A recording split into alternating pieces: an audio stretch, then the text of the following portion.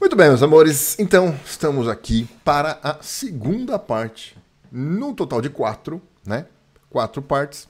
A gente para a revisãozinha desta provinha do Enem, tá? Então, a segunda parte, hoje, aulinha de termologia, tá? Então, aquela história, eu fiz a análise da prova, né? Então, eu coloquei nessa listinha de exercícios aqui os tópicos que mais aparecem. Dentre eles, formas de propagação do calor, calorimetria com potência térmica, também veremos um pouquinho de gases e termodinâmica, tá? Vamos lá.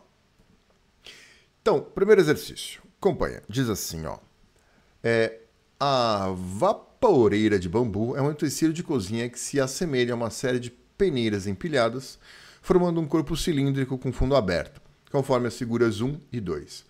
A configuração da vaporeira permite que os alimentos sejam cozidos por meio do vapor d'água. Tá bom.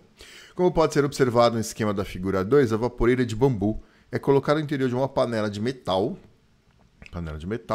contendo água. O calor da chama do fogão é transferido através do material da panela para a água a vapor. Então, olha só. A gente tem 3 formas de propagação do calor, né? Vamos relembrar aqui, ó. Formas de propagação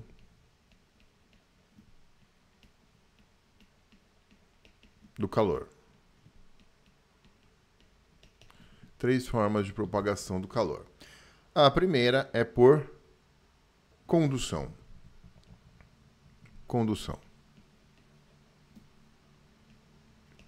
A condução é a propagação do calor por agitação molecular, tá? Propagação por agitação molecular. Ou seja, é molequinha a molequinha, tá? Então, se é uma propagação do calor por agitação molecular, pressupõe, então, a existência de molécula, tá? Tem que ter molécula. Então, não tem condução através do vácuo, tá? A força de ligação entre as moléculas dos sólidos é mais intensa, então a condução ela predomina nos sólidos. A condução ela predomina nos sólidos, ela é menos intensa nos líquidos, bem menos nos gases, e não tem através do vácuo, tá? A segunda forma de propagação do calor é a convecção.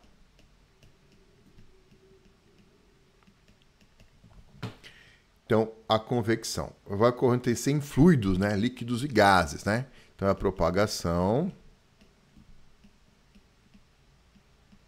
do calor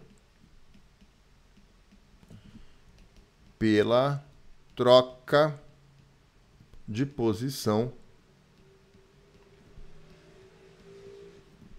das partes do fluido.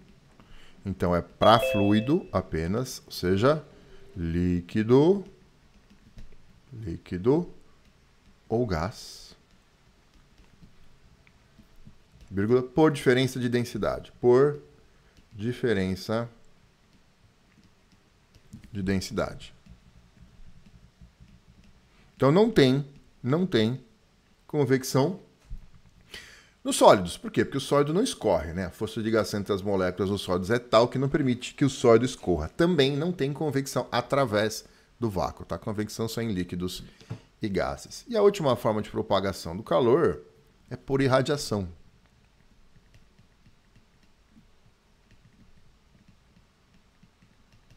É propagação do calor que ocorre por ondas eletromagnéticas. Propagação do calor por ondas eletromagnéticas. Aí, das ondas eletromagnéticas que manifestam maiores propriedades térmicas, né? Está na faixa do infravermelho, tá?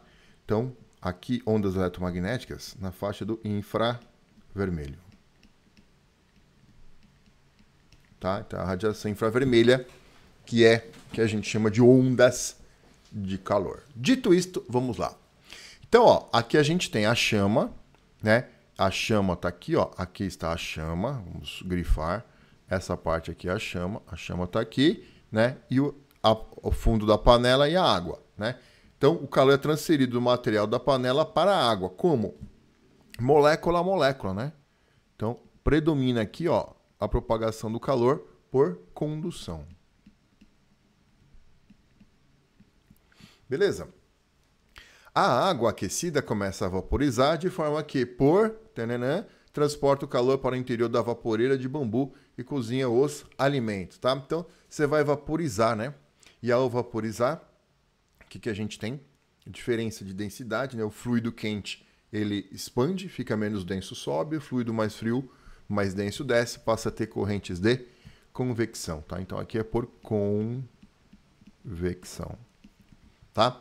Então, condução condução e convecção nos dá a alternativa C de chuchu e matamos o exercício. Fácil, beleza?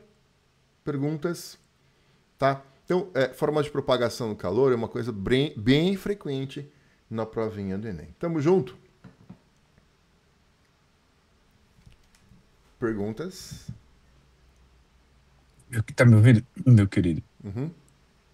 Só uma coisa. O fogão por indução muda alguma coisa? Eu tenho que considerar alguma coisa? Porque normalmente a gente está pensando em fogão a gás. Sim. O fato de ser um fogão de campo eletromagnético, vamos colocar assim, um fogão de indução, eu tenho que pensar em alguma outra forma, eu continuo pensando como condução. Eu não vou pensar Não, em onda elétrica. não. A indução você tem um campo magnético gerado, né? E aí você varia o fluxo magnético, você tem uma corrente, né? E aí Tá. por efeito Joule, né? Feito Joule. Isso, por efeito Joule. Beleza? Tá, beleza. Maravilha. Vamos para a segunda questãozinha, então. Essa aqui é original do Enem, hein? Diz assim: a transferência de calor por radiação pode ser observada realizando-se a experiência de colocar a mesma quantidade de água quente, então mesma quantidade, né? Mesma quantidade de água quente, em dois copos metálicos com as mesmas características, sendo que a superfície externa de um deles é pintada de preto, corpo 1, e a outra é espelhada, corpo 2. Sabe-se que todo material, olha só que interessante que ele fala agora, hein? Sabe-se que todo material emite e absorve energia radiante e que bons emissores são também bons absorvedores de energia. Isso é fundamental. Na verdade, ele já dá meio que a resposta aqui, tá? Então, isso é uma coisa que a gente precisa saber. Todo bom emissor, todo bom absorvedor é um bom emissor, tá? Vamos escrever isso aqui, ó. Então, todo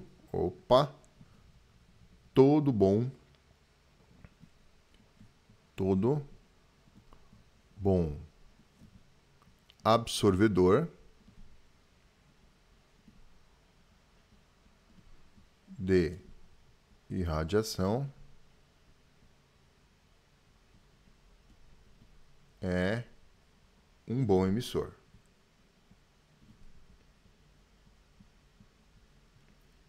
Tá. Então ele segue. Deixa eu mudar a corzinha aqui. Ele segue. Aí ele fala: ao se colocar o termômetro dentro de cada copo, observa-se, após alguns minutos, que a temperatura da água. Então tá. Então vamos fazer o raciocínio ao contrário, tá? Então vamos lá. Imagina que a gente pegue o exemplo clássico aqui, né? A gente tem uma frigideira, né? Eu tenho uma frigideira aqui, preta, fundo preto, e eu tenho uma outra frigideira, fundo branco, né? E aí eu coloco as duas, deixo as duas expostas ao sol, tá? Então tá lá o sol, né? Sempre de bom humor, certo?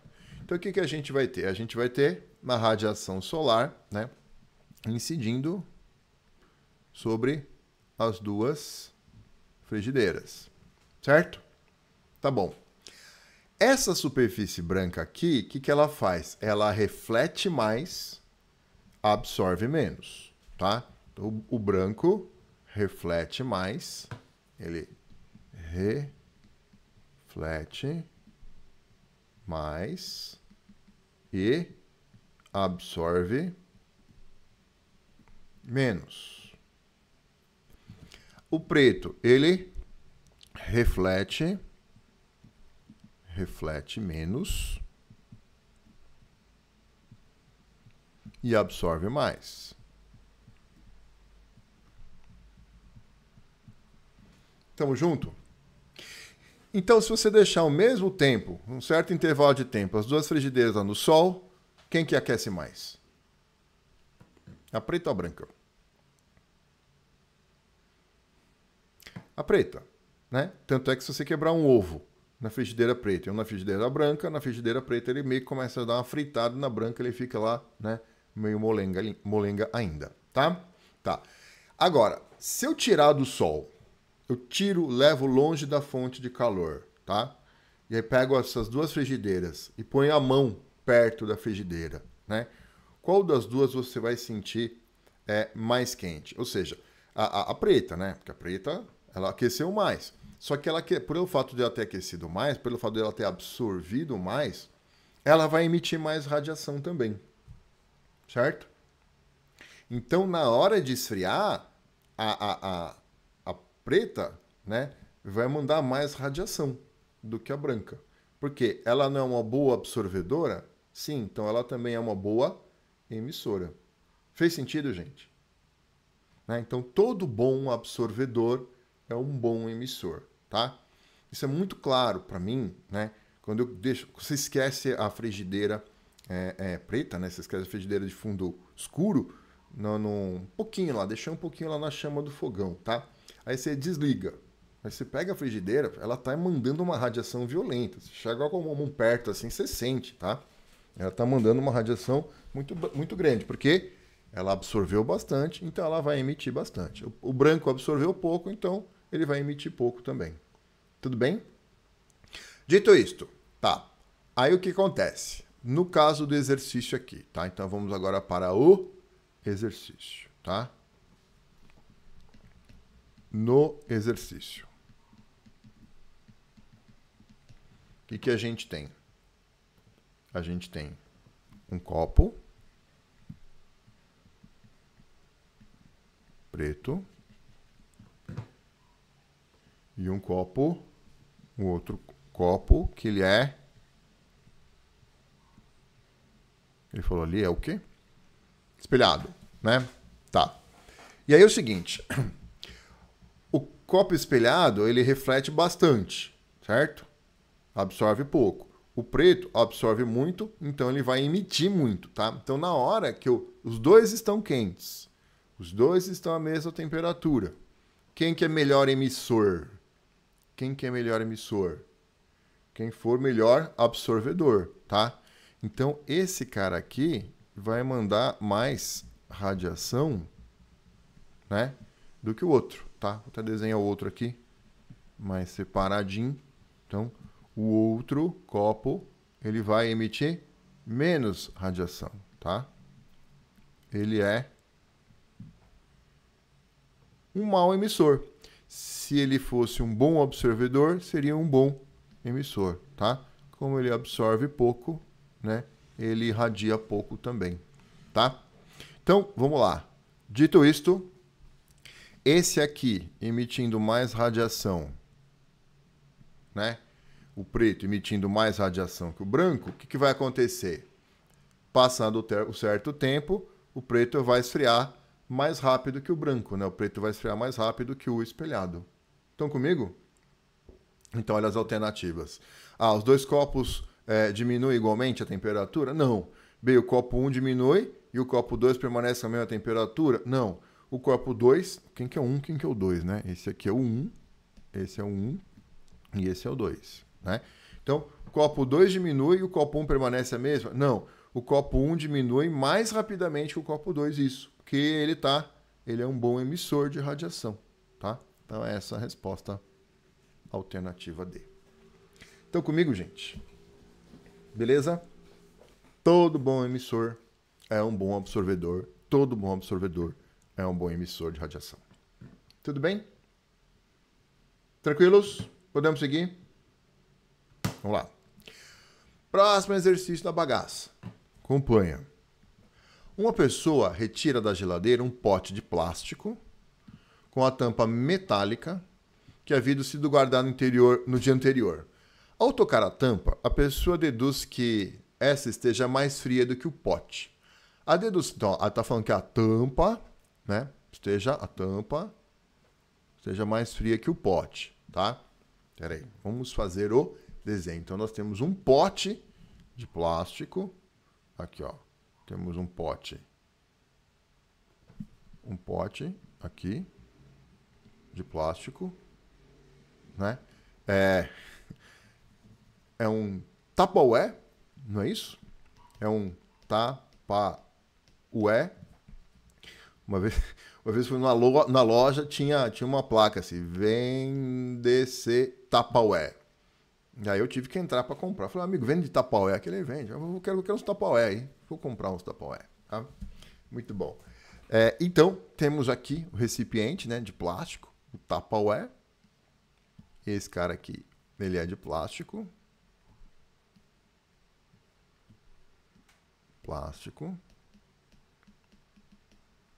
E a tampa, esta é de metal, tá? Então tem uma tampa aqui, ó.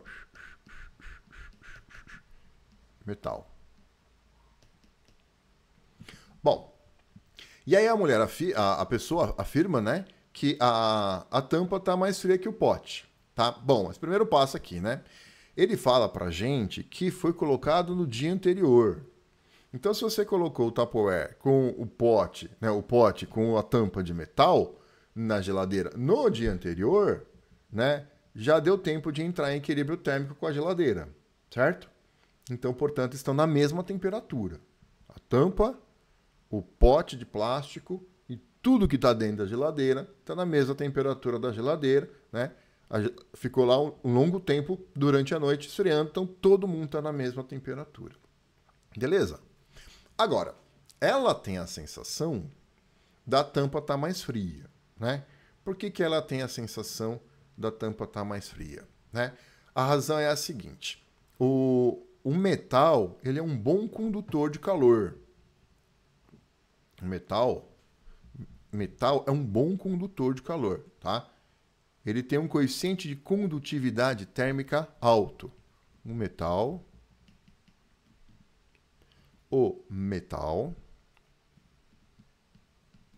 é um bom condutor de calor, né? Ele tem o K, que é o coeficiente de condutividade térmica alto, tá? Já o plástico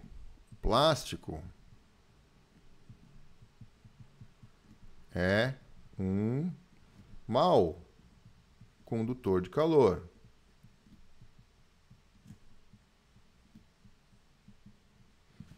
Ele tem o coeficiente de condutividade térmica baixo. Beleza? Então tá. Então vamos lá. A dedução da pessoa em relação às temperaturas do pote e da tampa está correta? Não. Está incorreta, pois a tampa e o pote aquecem com a mesma velocidade. Não. Está incorreta, pois tanto o pote quanto a tampa estão à mesma temperatura, né? Exatamente. Essa afirmação está na mesma temperatura, está lá um bom tempo dentro da geladeira, portanto estão na mesma temperatura. A alternativa D está correta? Não. A alternativa E está incorreta, pois os plásticos atingem temperaturas mais baixas que os metais. Não. Veja, por que a gente tem a sensação, né, de quando você põe a mão, por exemplo, vou fazer uma analogia aqui bem clássica, que é que você coloca a mão na latinha e na garrafinha, né? Você deixou a latinha de metal e a garrafinha de plástico na geladeira por um longo tempo. Se deixou um longo tempo, está em equilíbrio térmico, portanto, na mesma temperatura. Só que você põe a mão na latinha, depois você põe a mão na garrafinha. Aí você tem a sensação da latinha estar mais fria. Por que você tem a sensação da latinha estar mais fria? A latinha é feita de metal. E o metal é bom condutor do calor, certo? Então a latinha, que é de metal, ela vai roubar calor da sua mão mais rápido que a garrafinha, que é de plástico.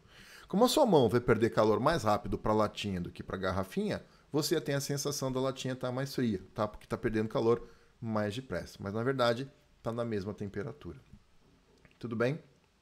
Beleza? Tá? Então, por exemplo, aqui, né? Se eu colocar... Deixa eu pegar aqui. Aqui, ó.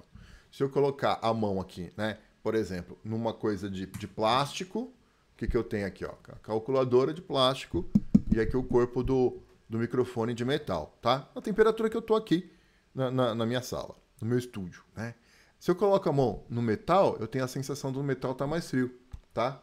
Do que o plástico, porque o metal é bom condutor do calor, ele rouba o calor da minha mão mais rápido do que a calculadora que é de plástico, tá? Gente, e isso caiu já trocentas vezes na prova do Enem. Tudo bem? Então a resposta é o coeficiente de condutividade térmica, portanto é condução do calor, tá? O metal é melhor condutor do calor, né? Ele é um bom condutor do calor porque ele tem um coeficiente de condutividade térmica baixo, tá? O plástico é um mau condutor, ele tem um coeficiente de condutividade térmica baixo, tá? O metal, bom condutor, ele tem o K alto, né? E o plástico, mau condutor, K baixo. Beleza? Tamo junto? Vamos pro próximo. Próxima questão. Questão número 4. Acompanha. Diz assim. A transferência de calor em sólidos acontece partícula a partícula sem que haja transferência de matéria. Desse modo, o contato entre as partículas constituintes do corpo é diretamente proporcional à efetividade da transferência de calor por condução. Tá? Então, ele está falando em propagação do calor por condução. Considere uma barra de ferro retangular de volume 12.150 centímetros cúbicos e que a sua extremidade esquerda fora adicionada a uma fonte de calor em regime estacionário e que o calor demorou 5 minutos para fluir de uma extremidade para a outra. Então, peraí. Então, vamos fazer o desenho aqui da barra. Temos uma barra retangular. Aqui, ó. Uma barra retangular. E aí, esta barra,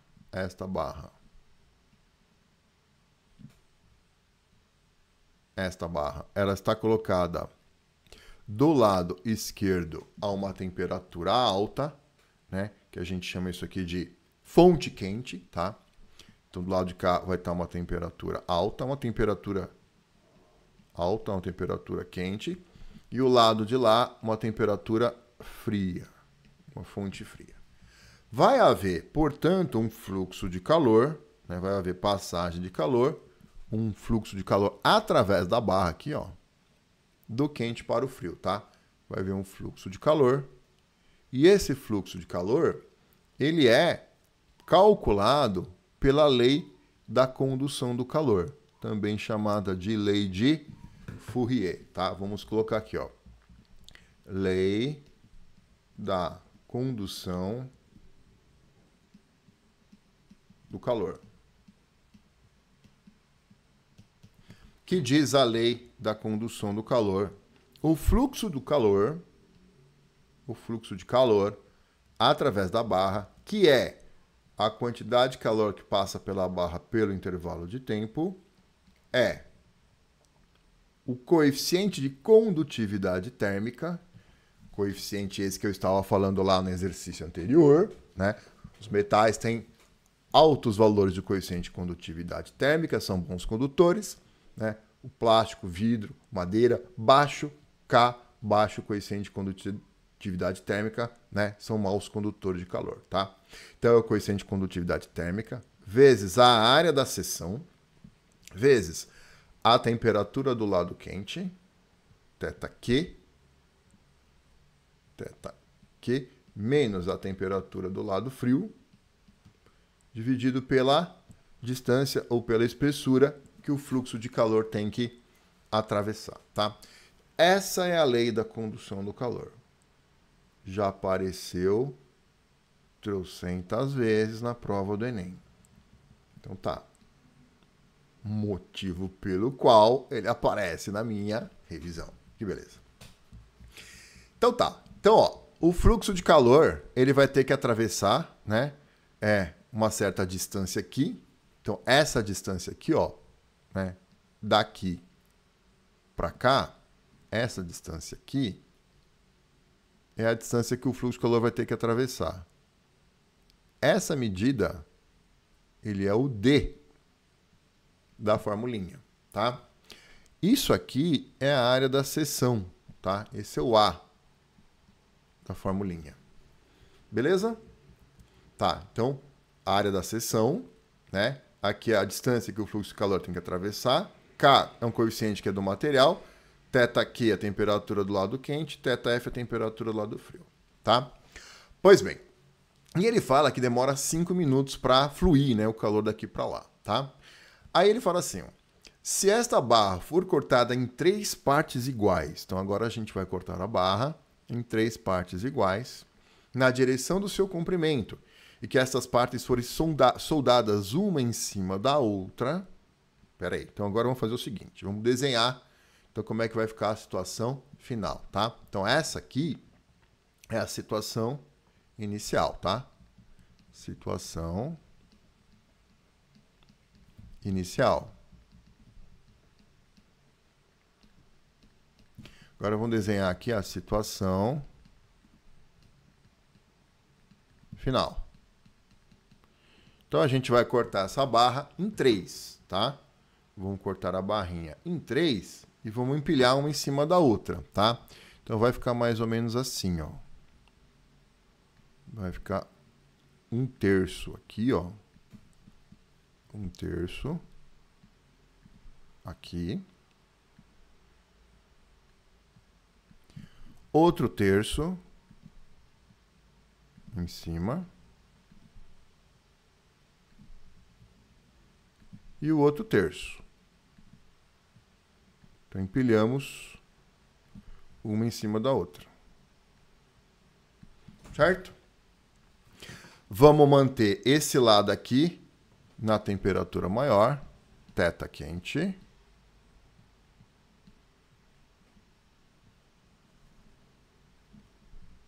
Temperatura do lado quente. Lado de lá, a temperatura do lado frio. θ frio. Né? E aí vai haver um fluxo de calor, né, que vai atravessar a barra aqui, ó. Vai haver um fluxo de calor, chamar aqui um fluxo 1, tá? Aqui vai ter um fluxo de calor atravessando essa barra, um fluxo 2. Certo? O que a gente sabe? A gente sabe que, né, agora a área da seção na situação 2 é 3 vezes a área da seção na situação 1, tá? Aqui é a área na situação 1, aqui é a distância que o fluxo de calor tinha que atravessar na situação 1. Tá claro para vocês, então, que a área é 3 vezes maior? E que a distância que o fluxo de calor tem que atravessar aqui, ó, não dividimos a barrinha por 3, né? Se a gente dividiu a barrinha em 3, essa distância aqui que o fluxo de calor tem que atravessar vai ser a distância d1 sobre 3.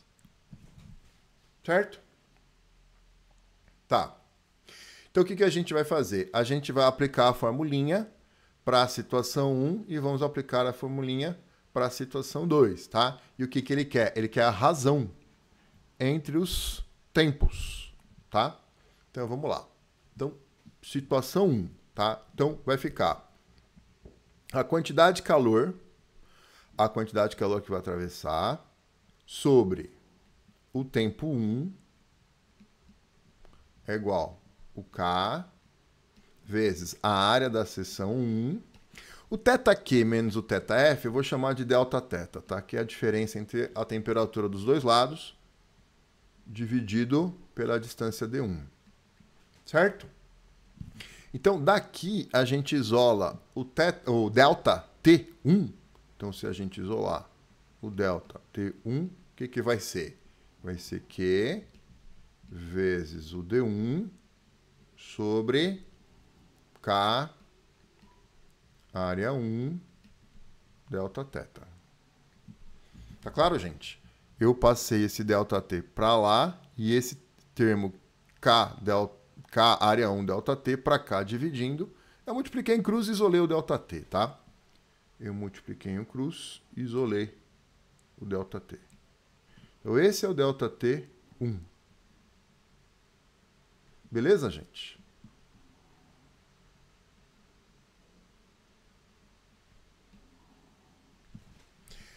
Agora eu vou fazer a mesma coisa na situação final aqui, tá? Estamos na situação final. Vai ficar assim, ó. Então eu vou aplicar a formulinha, tá? Estou aplicando isso aqui, ó. Q sobre ΔT é igual K área, variação de temperatura, pela espessura, tá? Então eu estou aplicando a formulinha. Então aqui vai ficar, situação final, Q sobre ΔT2 vai ser igual K área 2 Δθ sobre D2, tá? Isolando o ΔT2, então, isolando o ΔT2, vai ficar Q D2 sobre K área 2 Δθ, tá? E agora eu vou trocar os valores. Compara, acompanha. ΔT2 é igual que... Quem que é o D2? O D2 é o D1 sobre 3. Né? Então, vamos lugar do D2, vou colocar D1 sobre 3. Sobre K, área 2. Quem que é a área 2? A área 2 é 3 vezes a área 1. Então, vai ficar 3 vezes a área 1 ΔT. Certo? Finalmente, a gente conclui, então, que o ΔT2 vai ficar... Aqui vai ficar 1/3, né? Vou puxar 1/3. E embaixo sobra 1/3 também, né? Então, é 1/3 dividido por 3. 1/9. De Q D1 sobre K área 1 ΔT. Estão comigo, gente? E aí, o que a gente consegue perceber aqui? Que este cara aqui, ó, esse cara aqui é o ΔT1, né? Certo? Portanto, o ΔT2 dividido pelo ΔT1 é 1/9.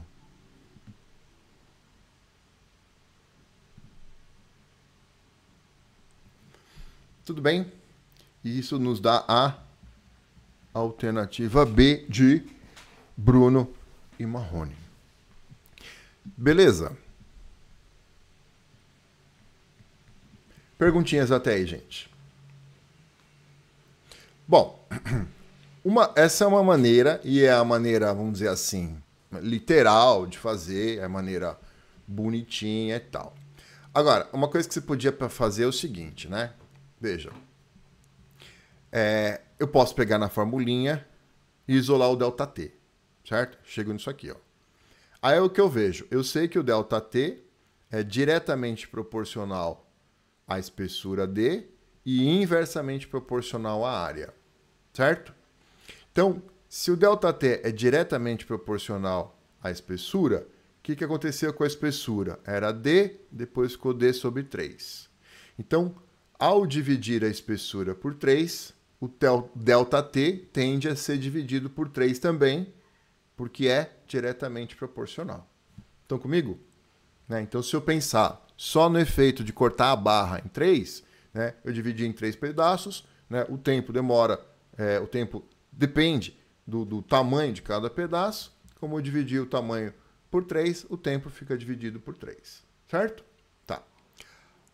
Aí, beleza. Só que o que eu fiz com a área? Eu tripliquei a área. E o tempo é inversamente proporcional à área. Né? Se eu então multiplico a área por 3, o tempo fica dividido por 3. Então ele vai ficar dividido por 3, porque eu tripliquei a área, e vai ficar dividido por 3, porque eu cortei em 3 o comprimento. Então fica dividido por 3, fica dividido por 9. É um outro jeito de você chegar nessa razão aqui, tá?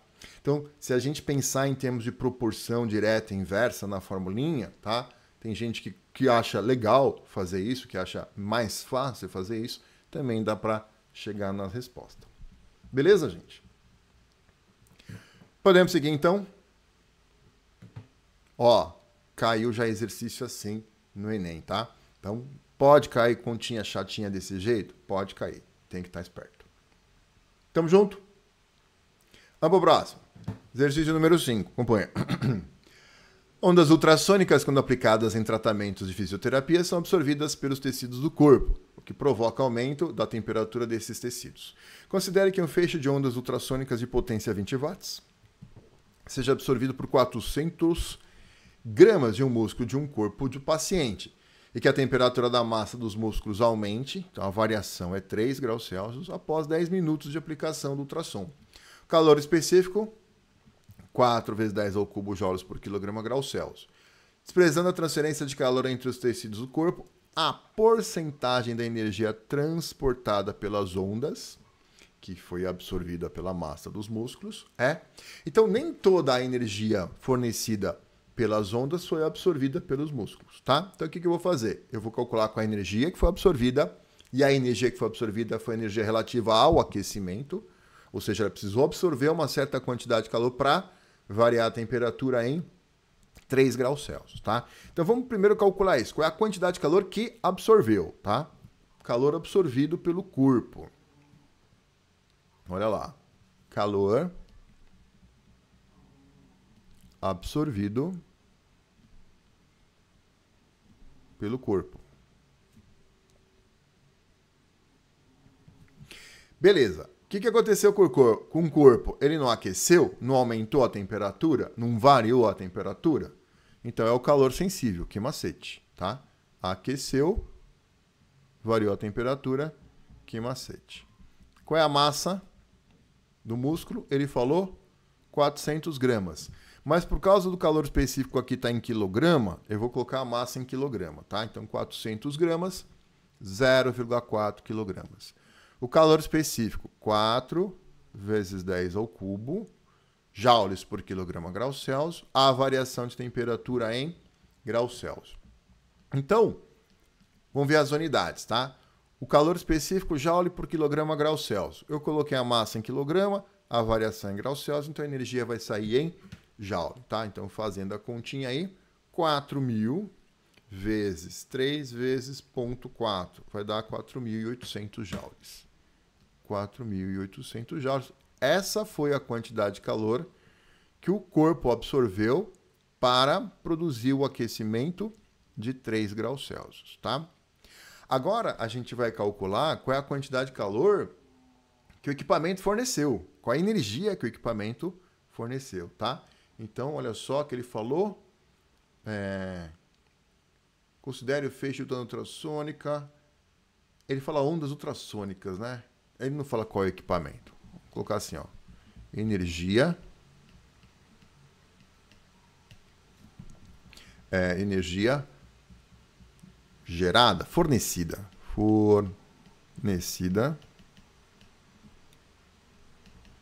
pelo equipamento.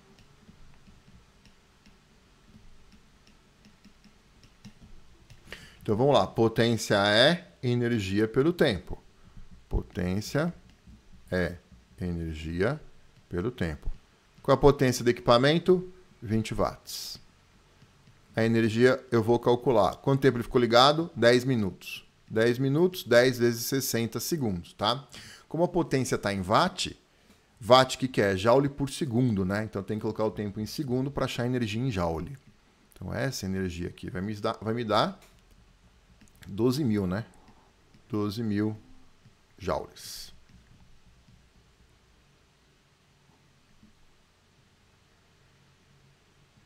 Muito bem.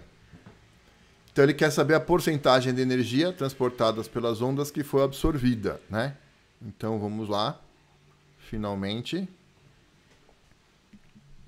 É um tipo de rendimento aqui, tá?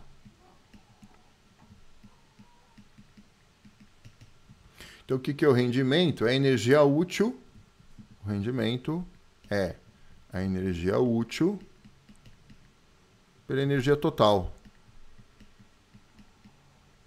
O rendimento vai ser, no caso do aparelho, o que a gente utiliza é a quantidade de calor, né? 4.800. E a energia fornecida pelo aparelho, 12.000. Fazendo a continha vai dar 0,4. Portanto, 40%. Beleza, gente? E aí isso vai nos dar a alternativa E de Edson e Hudson. Tudo bem? Tranquilo exercício? Bacana? Beleza? Então, exercício que envolve, né, energia, né, potência e energia pelo tempo, né, e a quantidade de calor sensível e também rendimento, tá? Bom, vamos para o próximo. Próximo exercício. Esse aqui caiu no Física Resolve, tá? Física Resolve, eu que inventei a bagaça, tá? Vamos lá. Inventei esse exercício. Acompanha. Diz assim. Em um local onde a intensidade da radiação solar é 1.000 watts por metro quadrado, o morador instalou em sua casa um sistema de aquecimento de água por coletor solar. A água fria da caixa d'água entra no boiler, é direcionada para o coletor, onde é aquecida. Esta água retorna para o boiler por outra tubulação, onde, finalmente, é utilizada para consumo. As tubulações A e B, figura, conectam o boiler ao coletor solar de 2 metros quadrados. Tá? A área do coletor, 2 metros quadrados. O valor do calor específico da água, 4 joules por grama grau Celsius. Consumo de água quente é de 1 litro por minuto. Considerando que a eficiência do aquecimento do sistema é de 50%, a elevação de temperatura da água, essa é a pergunta, e a tubulação de água quente e água fria conectada ao boiler, respectivamente, são... Então tá, como é que funciona o coletor solar, né? Você tem o Sol está mandando radiação para a Terra, e essa radiação aqui vai incidir, né, no coletor solar, tá? Quanto que o Sol manda? O Sol manda uma intensidade de 1.000 watts por metro quadrado, tá? Tá, então quer dizer que o Sol manda 1.000 watts de potência a cada metro quadrado de área, tá? Então, a primeira coisa que a gente vai fazer, qual que é a potência que vai incidir no nosso coletor, né? Que se é 1.000 watts para cada metro quadrado, para 2 metros quadrados, vai ser 2.000 watts de potência, tá? Então, mas a gente vai fazer isso aplicando a formulinha, tá? Intensidade. Então, a formulinha da intensidade, intensidade é potência pela área. Intensidade é a potência pela área. A intensidade da radiação solar é 1.000 watts por metro quadrado. A potência dessa radiação solar que incide no coletor eu vou achar. E a área do coletor é 2 metros quadrados. Tá? Então, a potência da radiação solar, 2.000 watts. Então, a gente tem 2.000 watts de potência de radiação solar incidindo no coletor. Tá? Só que ele fala para mim que a eficiência do sistema é 50%, tá? Então, nem todos esses 2.000 watts vai gerar aquecimento da água, tá? Então, vamos colocar aqui a eficiência, né? O rendimento. Bem, como é que a gente calcula rendimento? Energia útil pela energia total ou a potência útil pela potência total. O rendimento, posso escrever também como potência útil pela potência total. O rendimento ele fala que é 50%. Tá. Para que eu utilizo um um sistema, né, de coletor solar, é para aquecer a água, tá? Então a potência útil é a potência para aquecer. É essa que eu quero achar. E quem que é a potência total? É a da radiação solar, que está incidindo lá, 2.000 watts. Certo? Então, dos 2.000 watts que incide, apenas 1.000 vão gerar aquecimento da água. Estão acompanhando, gente? Então, qual é a função do seu coletor solar? Ele vai receber energia solar e converter em energia térmica. Toda a radiação solar vira energia térmica? Não. Ele falou que o rendimento é 50%, tá? Então, desses 2.000 que estão incidindo aqui, apenas 1.000 vão efetivamente virar aquecimento, tá? Então, agora vamos para o aquecimento. Aquecimento da água. Potência é energia pelo tempo. Então, potência é a energia pelo tempo. No caso, a energia para aquecer é o calor sensível, que é o mc delta θ. Então, eu vou colocar no numerador aqui mc delta θ, tá? A potência útil, a gente viu que é 1.000. Isso aqui é igual a mc delta θ sobre o tempo. Bom, qual é a massa que a gente vai aquecer de água? Ele não falou que a vazão é 1 litro por minuto? Se a vazão de água é 1 litro por minuto, o que eu faço? Eu vou fixar o tempo em 1 minuto. Se eu tiver 1 minuto, qual é o volume de água que passa ali? 1 litro, certo? É 1 litro para cada 1 minuto. Se eu fixar o tempo em 1 minuto, o volume de água é 1 litro. Então, se eu estou fixando o tempo em 1 minuto, eu já sei o tempo. 1 minuto, que é 60 segundos. Então, aqui no denominador, o tempo que eu vou usar é 1 minuto, tá? 60 segundos. E aí, a massa que eu vou usar é a massa do volume de 1 litro de água. Só que a densidade da água é 1 kg por litro. Cada litro de volume de água é massa de 1 kg, tá? Então, 1 litro de água, 1 kg de massa. Só que eu vou colocar em grama. 1.000 gramas. Por que eu vou colocar em grama? Porque o calor específico está em grama aqui, né? Beleza? Então, 1.000 gramas. O calor específico é 4. E a variação temperatura é a pergunta do exercício, tá? Agora a gente vem aqui, mata esse 1.000 com esse 1.000. Então, o delta θ vai ser 60 por 4, 15 graus Celsius. Então, a variação de temperatura dá 15 graus Celsius. Então, essa é a elevação de temperatura da água nessa vazão, né, de 1 litro por minuto. Beleza? Então, não pode ser A, não pode ser A, pode ser a B, não pode ser a C, pode ser a D, não pode ser a E. Então, tá, estamos entre a B e a D, tá? Agora, ele faz, para a gente achar a resposta, a gente vai ter que ver qual dos tubulações aqui é a de água quente e qual é a de água fria. Presta atenção agora, gente. O que aconteceu? A radiação solar não incidiu aqui no coletor solar? O coletor solar, você tem uma placa de vidro aqui, né? O vidro deixa a luz solar passar, a incide dentro do coletor, ele no fundo é pintado de preto, o preto absorve bastante. Se o preto é um bom absorvedor, é um bom emissor, aí vai emitir radiação na faixa do infravermelho e vai aquecer a água que passa pela tubulação. Essa água que foi aquecida, a água quente é menos densa, concorda? Se a água quente é menos densa, essa água quente vai subir aqui, ó, por essa tubulação. Água quente. Como é que eu sei que ela sobe? Porque o cano está conectado em cima do coletor. Como a água quente, ó, nos tubos aqui vai estar cheio de água. Como a água quente é menos densa, essa água quente vai ficar em cima. A água fria mais densa, ela vai ficar embaixo. Então, se eu estou conectando o tubo na parte de cima do coletor, eu estou pegando a água que está em cima. E a água que está em cima é a água menos densa. E a água que está menos densa é a água quente, tá? Então, a água quente vem pela tubulação B. Agora, pensa no boiler aqui, ó. O boiler está cheio de água, certo? Tá. E aí, você está jogando água quente. A água quente, ela é menos densa, vai ficar em cima. E a água fria, ela é mais densa, certo? ela vai ficar embaixo. E aí essa água fria vai pela tubulação A passar pelo aquecedor, né, pelo coletor, para ser aquecida, tá? Então aqui é água fria. Beleza?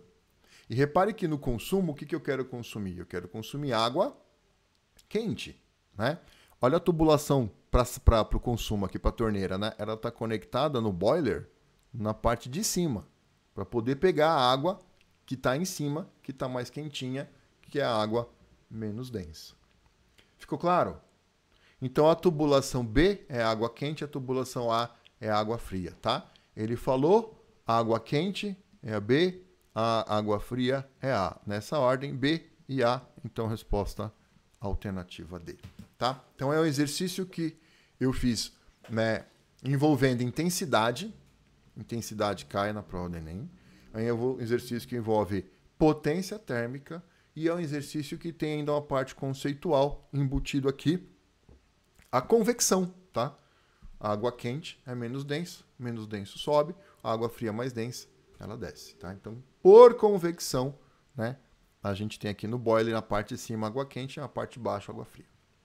Estão comigo?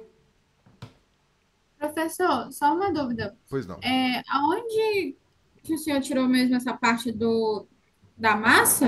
É porque minha cabeça Sim. viajou, aí eu Não, não peguei perfeito. essa partezinha da explicação. A parte da massa, na verdade, não foi dado no exercício, tá? Então, a parte da massa, vamos aqui, ó, né? Observação.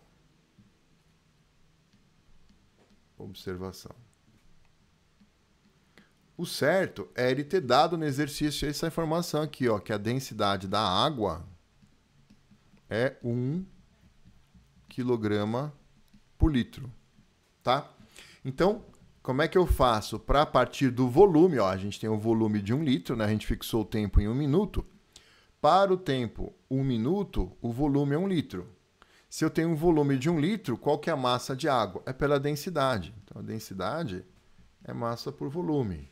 Qual que é a densidade da água? 1 kg por litro, tá? Então, a massa em quilograma eu vou achar e o volume em litro é 1. Então, aqui nos dá a massa de 1 kg. Beleza? E como a massa é 1 kg, só que eu tive que colocar em grama, porque o calor específico está em grama aqui, né? Então, eu botei, em vez de 1 kg, eu botei 1000 gramas. Tá?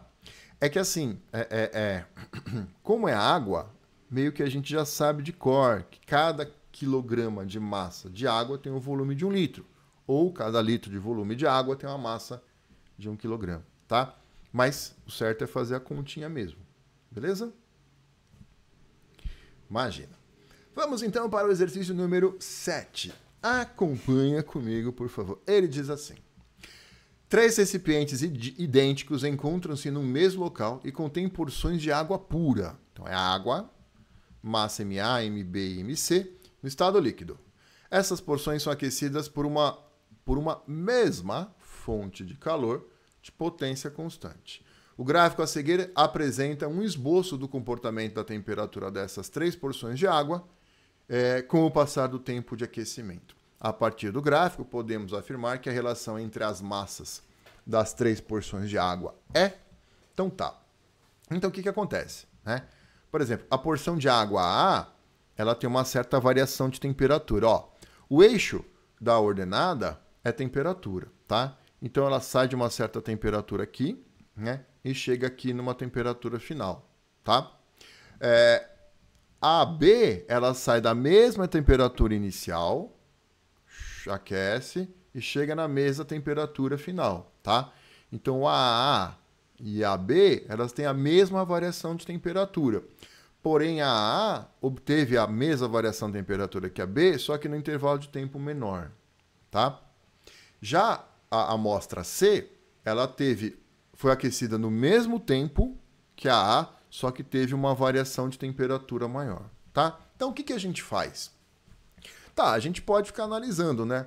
O delta θ, a variação de temperatura, né, dos 3, né? O tempo de aquecimento dos 3 e aí ficar pensando em chegar na resposta, tá? Mas eu penso ser mais útil a gente usar a inclinação da reta. Vamos lá. Inclinação inclinação da reta. Então, qual é o gráfico que a gente tem?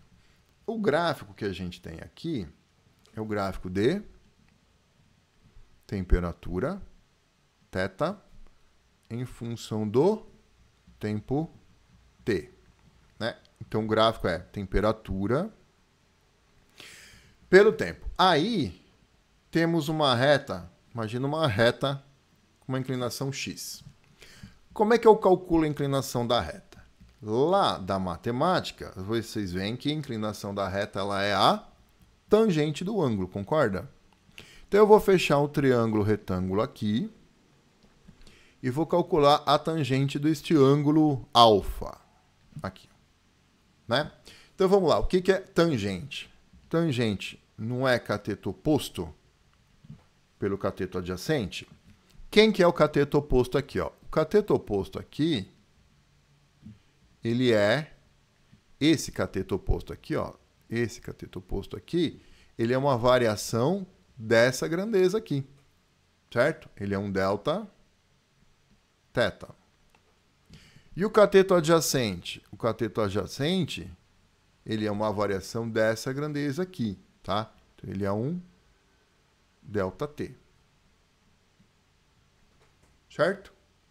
Então, no gráfico, fazer a inclinação é o cateto oposto, delta θ, pelo cateto adjacente, delta t.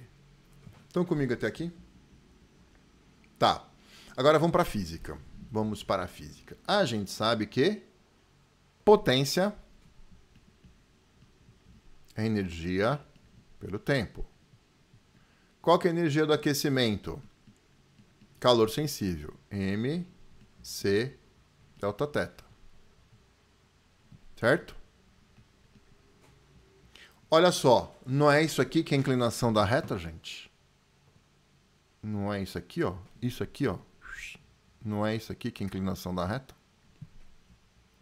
Né? Então eu vou isolar delta θ por delta t e eu passo o mc para lá dividindo, tá? Então vai ficar assim, delta θ por delta t é a potência sobre mc. Delta θ por delta tzinho é a potência sobre mc. Estão comigo? Né? Então, a gente chegou à conclusão que a inclinação da reta, isso aqui é igual a potência sobre m vezes c. Tá? Então, agora acompanha.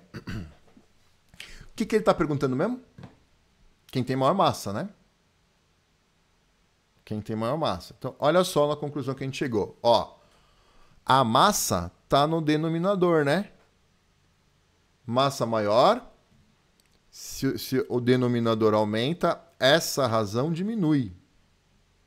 Né? Essa razão diminui. Ou seja, diminui a tangente, diminui o ângulo. Tá? Então, traduzindo isso em palavras, portanto, massa maior corresponde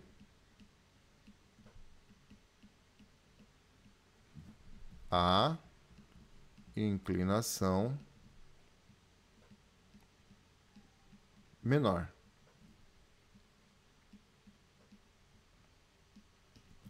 Beleza? Massa maior, inclinação menor. Então eu vou olhar para as três retas, qual tem a inclinação menor aí? Ó, inclinação é assim, né? Ó. Mais inclinado, menos inclinado. Mais inclinado é mais para vertical, menos inclinado é mais para horizontal. Certo? Tá bom. Então, quem tem a inclinação menor? Qual das três retas tem a inclinação menor? A B. Certo? Se a B tem a inclinação menor, então ela vai ter massa maior. Então, portanto, a massa da B é maior. Certo? Tá bom. A massa da B é maior que... Qual é a segunda reta? Qual é a segunda reta menos inclinada? Né? É a da A. Então, a massa da B é maior que a massa da A, que por sua vez é maior que a massa da C, tá? Isso dá a alternativa, tá de trás para frente, né? Massa da B maior que a massa da A, maior que a massa da C, alternativa A, tá? Acabou o exercício. Deu para entender, gente? Tudo bem? Então, por que é legal a gente olhar para a inclinação, né? Porque a inclinação, ela leva em conta os dois fatores. A variação de temperatura e o intervalo de tempo, tá? Porque se eu olhar só para a variação de temperatura, um tem uma variação de temperatura maior que o outro, mas o intervalo de tempo é o mesmo. A outro tem um intervalo de tempo maior, mas aí a variação de temperatura é a mesma. A inclinação leva em conta os dois, tá? Então eu vejo o que significa a inclinação da reta. Quem tem maior inclinação, né, tem menor massa. Quem tem maior massa tem menor inclinação. E aí eu consigo concluir a resposta. Beleza, gente? Maravilha. Esse foi o exercício número 7. Vamos para o próximo. Exercício número 8. Acompanha. A conversão de energia térmica em eletricidade nos oceanos em virtude da diferença de temperatura entre as águas da superfície e as águas profundas. OTEC, do inglês Ocean Thermal Energy Conversion, é uma tecnologia de energia renovável. O principal desafio tecnológico desse projeto é gerar quantidades significativas de energia, de forma eficiente, a partir de pequenas diferenças, gradientes de temperatura. De forma a produzir o trabalho útil, a OTEC funciona essencialmente como uma máquina térmica. Beleza. Então, o cara já está dando ideia para nós que é uma máquina térmica. Operando entre duas fontes térmicas, a superfície e a profundeza do oceano. Embora a OTEC possa operar em ciclo aberto, fechado ou híbrido, fazendo uso de líquido refrigerante, para efeito de cálculo, será considerado ciclo fechado. Suponha que esse sistema opere com uma máquina térmica. Então, na verdade, gente, o exercício para nós começa aqui. Ó. Suponha que esse sistema opere com uma máquina térmica entre os extremos de temperaturas 25 na superfície e 10 graus Celsius na profundeza do oceano, com uma taxa de realização de trabalho de 2 megawatts. Tá bom, então pera lá. É uma máquina térmica. Quando é uma máquina térmica, eu já vou lá e faço o esquema da máquina térmica. Máquina térmica. A máquina térmica, ela vai funcionar entre duas dadas temperaturas, tá? Uma temperatura maior, chamada fonte quente, e uma temperatura menor, chamada fonte fria, tá? Então, fonte quente,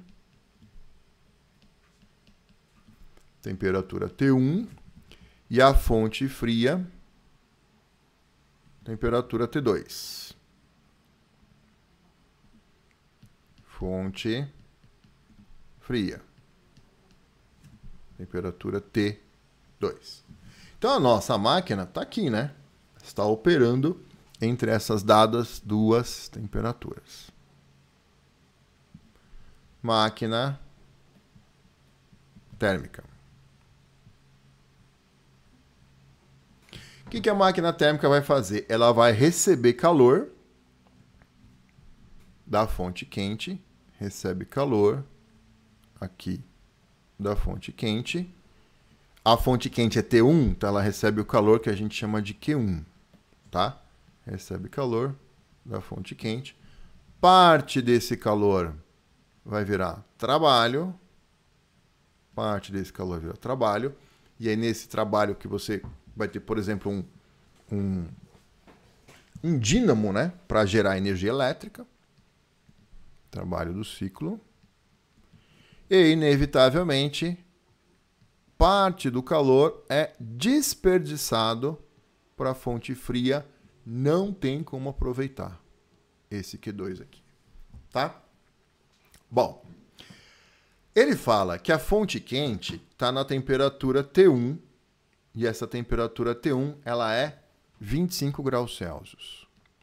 Porém, meus amores, tudo que nós fizermos em máquinas e gases deve estar em Kelvin, tá? Então vamos converter de Celsius para Kelvin. Como é que faz mesmo? A indicação na Kelvin é a da Celsius mais 273, tá? Então, para a gente achar a temperatura em Kelvin, soma a Celsius 25 mais 273. Vai dar 298. 298 kelvins. E a temperatura da fonte fria, ele fala que é 10 graus Celsius mais 273, 283 kelvins. Beleza? Tá. Bom, aí que mais que ele fala? Ele fala que a realização de trabalho é 2 megawatts. Bom, aí, vamos... Watt, na verdade, é potência, né? Então, 2 megawatts é 2 megajoules em 1 segundo, tá? Joule por segundo é watt, né? É que energia é em joule, tá? Não é em watt. Então, eu vou fixar o tempo em 1 segundo. Então, seria 2 megajoules de energia para cada 1 segundo. Além disso, ao estimar o rendimento máximo dessa máquina por meio do ciclo de Carnot, então ele está falando para mim que é ciclo de Carnot, operando entre os sistemas de temperatura, obtém-se como taxa de extração de calor da superfície da água. Peraí. Aqui está a superfície, né? Aqui é a superfície. E aqui as profundezas. Então, quando me pergunta a taxa da extração de calor da superfície da água, quanto que a gente está tirando de calor da fonte quente, que é a superfície da água? É o Q1, tá? Então, a pergunta do exercício é o Q1. É isso que eu quero achar. Beleza? Então tá. Bom, então vamos lá. Ciclo de Carnot. O que eu sei a respeito do ciclo de Carnot? Ciclo de Carnot. O ciclo de Carnot é o ciclo que nos dá o maior rendimento possível, tá? E como é que a gente calcula o rendimento? O rendimento é 1 menos T2 sobre T1. Então, o rendimento vai ser 1 menos o T2, temperatura da fonte fria, 283, sobre o T1, 298. Beleza? Então, este rendimento vai nos dar 283 dividido por 298 dá 0,94, tá? É 1 menos 0,94, 0,95. Então, este rendimento dá aproximadamente, né, 0,05, né, também conhecido como 5%. Então, um rendimento bem baixo, né? Beleza, gente? Tá, agora que eu achei o rendimento, que outra informação que ele me deu? Ele me deu trabalho, né? Aí eu venho aqui da máquina térmica. Eu sei que o rendimento... Vou botar aqui em cima, da máquina térmica. O rendimento da máquina térmica, ele é o trabalho do ciclo pelo calor recebido a cada ciclo. O rendimento a gente achou ali embaixo, 0,05, né? O trabalho do ciclo é esses 2 megajoules. Vou colocar em megajoule, vou colocar 2. E a gente vai achar o calor Q1, tá? Então, este calor Q1 é 2 sobre 0,05, dá 40 megajoule, isso em 1 segundo, né? Portanto, a potência seria 40 megawatt, tá? E nos dá, portanto, a alternativa B. E aí, matamos o exercício. Beleza, gente? Perguntinhas. Perguntinhas, dúvidas, comentários. Suave? Muito bom, tá? Então, tem que lembrar das formulinhas dos ciclos, tá? As formulinhas da máquina térmica, né? O rendimento do trabalho pelo calor recebido, né? O trabalho, a diferença entre o Q1 e o Q2, ele podia perguntar o Q2, né? Não perguntou, mas podia perguntar. E essa formulinha do ciclo de Carnot aqui, ela é bem importante, tá? O rendimento máximo de uma máquina é dado segundo o ciclo de Carnot. É 1 menos a temperatura da fonte fria pela temperatura da fonte quente. Importante, sempre em Kelvin. Temperatura sempre em Kelvin. Beleza, gente? Vamos lá. Podemos ir para o próximo exercício. Exercício número 9. Diz assim. O estudante de física, baseado na equação de estado dos gases ideais, fez uma análise do comportamento das variáveis macroscópicas de um gás ideal durante um processo de expansão. Ao testar diferentes possibilidades, ele construiu um gráfico que ilustra o comportamento do gás em 5 processos de expansão diferentes. Esse gráfico mostra o comportamento da temperatura do gás em função do volume. Então, olha só, é temperatura por volume, né? Normalmente, o gráfico que eles apresentam é pressão por volume, tá? Então, não é usual aparecer o gráfico temperatura por volume. Então, em relação a essas 5 transformações, analise as afirmativas. 1. A transformação de A para B, ela é isotérmica. Então, vamos analisar uma por uma aqui, tá? Afirmação 1. Vamos lá. 1. Ele fala que a transformação de A para B é isotérmica. O que caracteriza a transformação isotérmica? A temperatura ser constante, tá? Olha lá. No estado A, a temperatura é T0. No estado B, a temperatura é 2,5 T0. A temperatura ficou constante? Não, a temperatura aumentou, tá? Então, a afirmação número 1 é falsa, né? Por que essa afirmação é falsa? De A para B. De A para B, temperatura aumentou.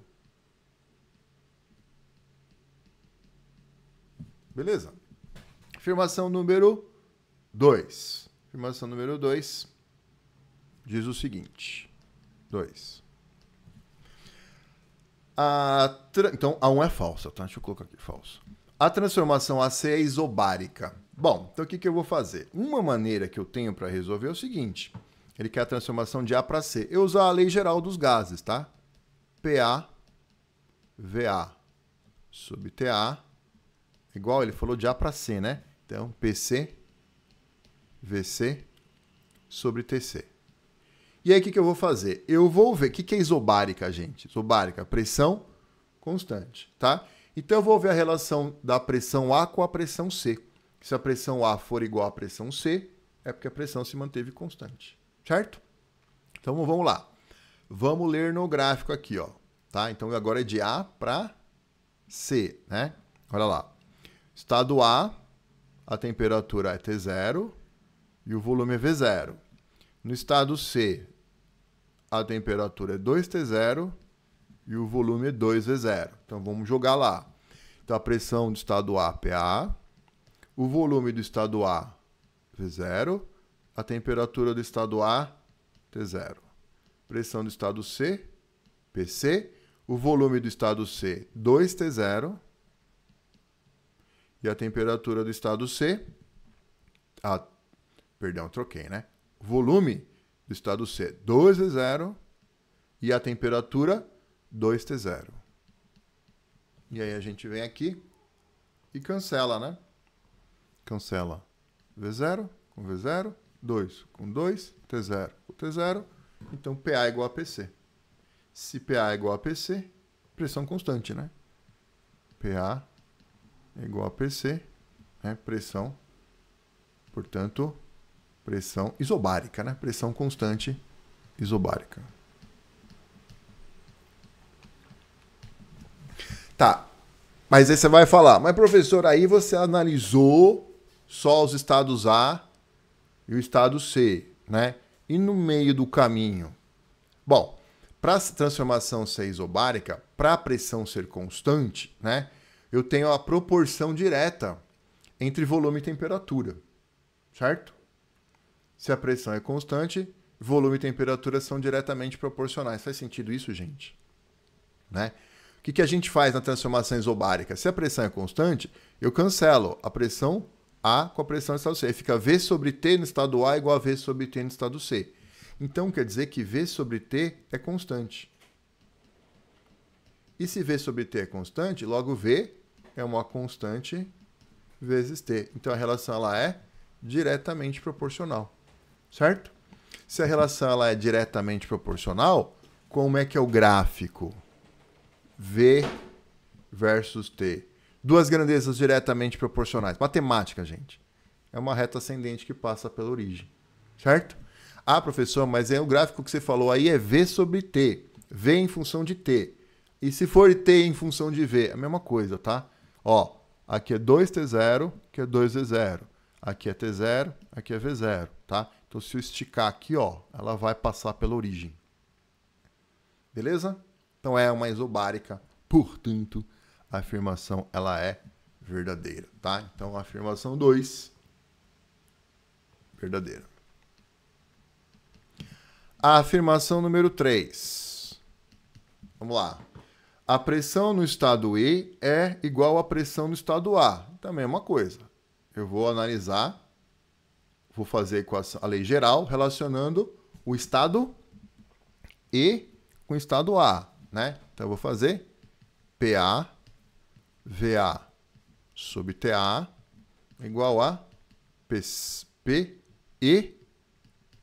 VE sobre TE, tá? E vou achar vou ver se a pressão no estado E é igual. Então, vamos lá. Então, agora, vamos relacionar o estado A no estado A com o estado E, né? Aqui, ó. Estado A com o estado E. Estado A, a temperatura é T0 e o volume é V0. Estado E, a temperatura é T0 também e o volume 2 é 0. Então, vamos fazer. A pressão do estado A. O volume do estado A é V0 e a temperatura do estado A, T0. Pressão do estado E. Volume do estado E, 2V0. E a temperatura do estado E, T0. Então, a gente vem aqui, cancela. V0 com V0, T0 com T0. Então, PA é 2PE. Certo? Então, a pressão do estado A é 2 vezes a pressão do estado E. Ele falou que era igual? Não é igual, né? Então, a afirmação ela é falsa. Então, essa afirmação aqui... esta afirmação aqui é falsa. Então, a 3 é falso. E a última, a pressão no estado B é 1,25 vezes a pressão do estado A. Então, ela vai relacionar o estado B com o estado A. A gente não fez isso ainda, né? Não, tá bom. Então, vamos lá. Transformação número 4. Relacionar o estado B com o estado A. PA, VA sobre TA, PB, VB sobre TB. PA, o VA. Vamos lá. Agora é o A com o A com o B, né? Então, a temperatura do A é T0, o volume do A V0. Temperatura do B 2,5 T0 e o volume do B é 2V0. Então, VA é V0, TA é T0. PB eu quero achar, o VB é 2V0 e o TB é 2,5 T0. Aí a gente cancela aqui. V0 com V0, T0 com T0. Então, isola o PB. Então, PB vai nos dar... PB vai ser 2,5 por 2. 1,25. 1,25 é PA. Então, a pressão em estado B é 1,25 vezes a pressão em estado A, sim. Verdadeiro, né? Então, essa afirmação aqui, ela é verdade. Verdadeiro. Então, ficou verdadeiro A2 e A4. 2 e 4. Alternativa D matou o exercício. Beleza, gente? Tudo bem? Trabalhoso, né? Mas a gente chega na resposta. Tá? Então, às vezes, é aquela história, né? Às vezes nem sempre o exercício conceitual é mais fácil, né? A prova do Enem, você tem mais ou menos 60% das questões conceituais e 40% continha, né? Mas às vezes você analisar uma questão conceitual, né, às vezes dá mais trabalho, ficar fazendo operação com letra, né, do que com número. Vamos para a última, minha gente. Vamos lá, última questão. Olha, um ciclo termodinâmico. O ciclo Otto é um ciclo termodinâmico constituído por 2 processos adiabáticos e 2 processos isovolumétricos, como mostra o gráfico que se segue. Então, esse aqui, adiabático, transformação adiabática. Essa aqui é volume constante, essa curva aqui também é adiabática.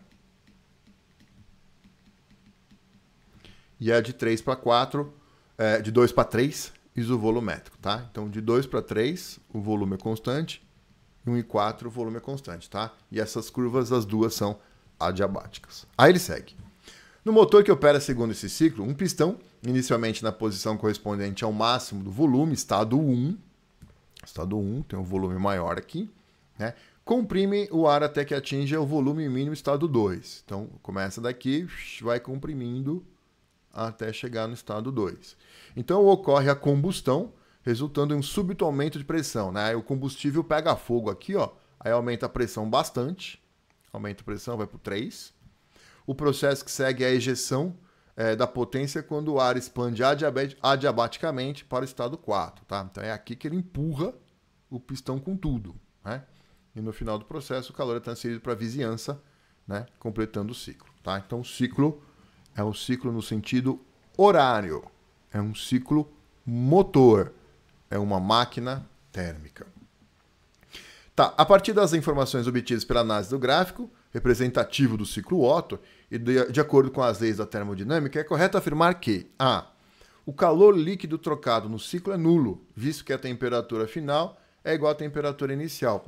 Sim, a temperatura final é igual à temperatura inicial, mas o calor trocado no ciclo não é zero, tá? Então vamos lá. O que a gente sabe aqui, ó? Vamos lá. Alternativa A. O que a gente sabe de ciclo?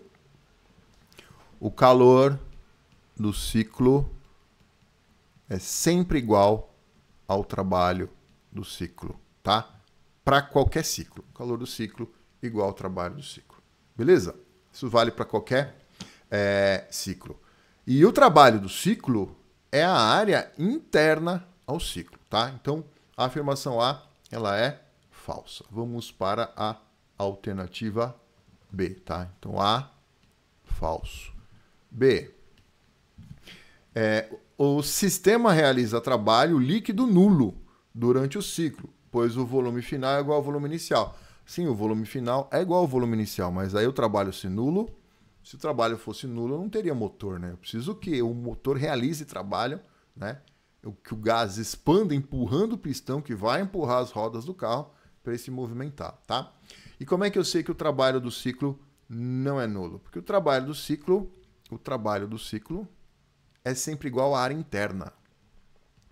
O trabalho do ciclo, em módulo, ele é numericamente igual à área interna. Então, nesse caso, não dá para a gente calcular, né? Mas se desse para calcular essa área aqui, ó, essa área aqui dentro do ciclo, essa área aqui é o trabalho, tá? Então, a B é falso. C. O trabalho realizado no processo de compressão adiabática é maior que o realizado no processo da expansão. Falso. O que é falso? Compressão.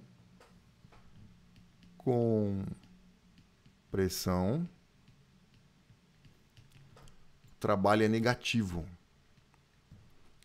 Expansão. o trabalho é positivo. Ele falou que o trabalho na compressão, ou seja, um trabalho negativo, é maior que o trabalho na expansão, ou seja, um trabalho positivo. Está falando que o número negativo é maior que o número positivo. Não é, é o contrário. Então é falso. Muito bem, alternativa D. O sistema absorve calor durante a compressão adiabática e rejeita calor durante a expansão adiabática. Falso. Por quê? Porque a definição de adiabática é não trocar calor, né? Adiabática. Não troca calor. Beleza? Então ele estava falando que absorve calor numa adiabática e depois rejeita, cede calor na outra adiabática. Não troca calor. Na adiabática não troca calor. E, obviamente, por exclusão, a alternativa E é a verdadeira, né? A variação da energia interna no ciclo é zero, porque o estado final é igual ao estado inicial. A variação da energia interna de qualquer ciclo é sempre zero. Então, ΔU do ciclo, ele é sempre zero, tá? Aí, uma pergunta que você pode me fazer é o seguinte. Pô, mas o estado inicial e o estado final do ciclo é o mesmo, né? Isso é que caracteriza o ciclo, né? Ele sai do estado 1, sofre uma sequência de transformações gasosas e retorna para o mesmo estado inicial, tá? E aí, por que o ΔU do ciclo é zero? E por que o calor do ciclo não é zero? E por que o trabalho do ciclo não é zero? A resposta é a seguinte. Tem 3 grandezas na termodinâmica, né? As mais comuns que a gente trata são essas 3 aí. Energia interna, calor e trabalho, tá? A energia interna, a gente fala que ela é uma função de estado. Ela só depende do estado inicial e final. Ela não depende de como que ocorre a transformação. Por exemplo, se o gás, imagina aqui o diagrama PV, né? PV. O gás, pressão, volume. O gás evolui do estado A para o estado B por 2 caminhos, tá? Vamos supor que ele vá para o estado A para o estado B. Primeiro pelo caminho número 1, uma transformação estranha aqui. Caminho número 1, e depois ele vai do estado A para o estado B por uma outra transformação aqui, transformação número 2.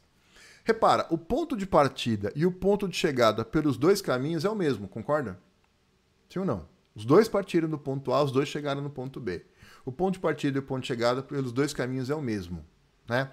Agora, dessas 3 grandezas aqui, ΔU, calor e trabalho, o ΔU é o único que não depende do caminho. Não depende do caminho. Ele só depende do estado inicial e final. Mas o estado inicial e final, pelos 2 caminhos, é o mesmo. Então, se o estado inicial e final pelos 2 caminhos é o mesmo, o ΔU é o mesmo. Beleza? Agora, o calor depende do caminho. A gente fala que ele é uma função de transição. O trabalho também depende do caminho. Estão comigo, gente? Então, agora volta para o ciclo. No ciclo, o estado inicial e final é o mesmo, certo? Dessas 3 grandezas aqui, ΔU, calor e trabalho, qual delas que não depende do caminho? Só depende do estado inicial e final. É o ΔU. Mas no ciclo, o estado inicial e final não é o mesmo? Então, o ΔU do ciclo é sempre zero. Como assim? Delta não é sempre algo final menos algo inicial? Né? O ΔU, energia interna final, menos energia interna inicial. No ciclo, o estado final, nesse ciclo aqui, é o estado 1. O estado inicial também é o estado 1. Então, a variação da energia interna do ciclo vai ser a energia interna do estado 1 menos a energia interna do estado 1, que dá zero. Certo? O ΔU do ciclo vale zero, sempre, né? Mas por que ele vale zero? Porque ele não depende do caminho. Agora, o volume inicial e final também é o mesmo, só que o trabalho não é zero. Por quê? Porque o trabalho depende do caminho. Resumindo a história, gente, dessas 3 grandezas aqui, só o ΔU depende do estado inicial e final, é a única grandeza que não depende do caminho. A gente fala que é uma função de estado, né? E como no ciclo o estado inicial e final é o mesmo, então o ΔU do ciclo é zero. Agora, o calor do ciclo é zero? Não. Por quê? Porque o calor depende do caminho. O trabalho do ciclo é zero? Não, porque o trabalho depende do caminho. Beleza, gente? Então, na verdade, o que está por trás dessas afirmações é exatamente isso, tá? O fato do ΔU não depender do caminho, e o calor depender do caminho, e o trabalho depender do caminho. Beleza? Muito bem, meus queridos, né? Isso aqui tá indo, eu tô indo muito mais a fundo do que tem caído no Enem, tá? O que tem caído no Enem é só vocês ficar analisando as transformações, tá? Mas é bom a gente relembrar aqui as propriedades dos ciclos. Suave? Então, com isso, nós terminamos a revisãozinha de termologia. Preparem-se para a terceira parte, onde a gente vai fazer a revisão de ondulatória. Beleza? Fechou? Maravilha, meus amores. Esta semana, ou melhor, a aula de hoje foi isso, né? E essa semana foi isso. A gente vai continuar as duas outras partes na semana que vem, né? Vou dar uma folguinha para vocês estudarem um pouquinho no que vem para o domingo aí, né? Que é a prova de humanas, né? Beleza? Então fechou. Valeu, gente. Brigadão. Até semana que vem.